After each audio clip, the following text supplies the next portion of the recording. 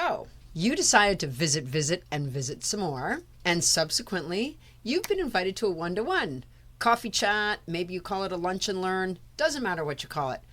But now what? Too many professionals waste these opportunities because they treat them like casual conversations instead of strategic training sessions. Because here's the secret. You aren't just chatting. You're actually training each other to be each other's sales force.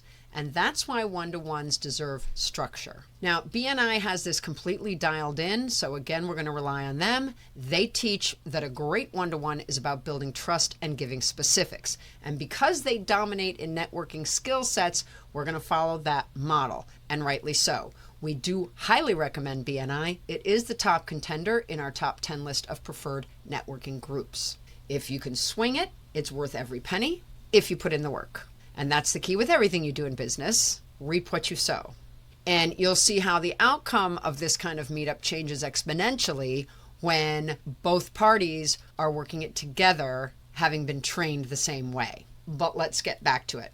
Firstly, plan on an entire hour, which will then be divided into a half an hour for each of you to do the talking. Go in with a goal.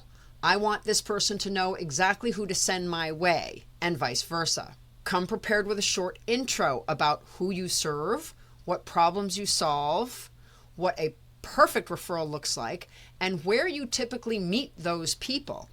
You're not selling to each other.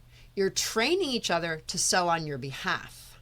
Here's how to make your one-to-one really work for both of you. Side note, at this point in your business development, it should go without saying that being on time is an expectation that must be met for every meeting. Okay. So once you're there, and we keep repeating these over and over again, make eye contact and put away your phone. The distraction says you're not important, and it's presence that builds trust.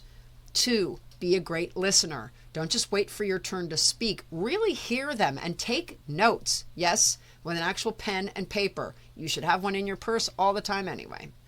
3, ask smart questions. What kind of clients are you trying to attract? What industries are a sweet spot for you? What do you not want referred to you? And brownie points if you've done a little due diligence here and researched your partner's business before your meeting. What can you find out about them before you actually meet up? 4, teach them how to refer you.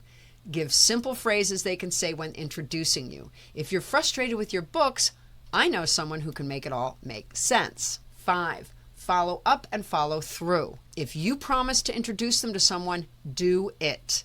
The fastest way to build credibility is to show you are reliable. Don't underestimate a coffee chat. It can change your business trajectory. You're not just grabbing a latte, you're building a referral machine, one relationship at a time. By the way, bumping into a prospective referral partner over the melons at the Piggly Wiggly does not constitute a one-to-one. It's a planned meeting with an agenda, meaning there's an expected eventual outcome.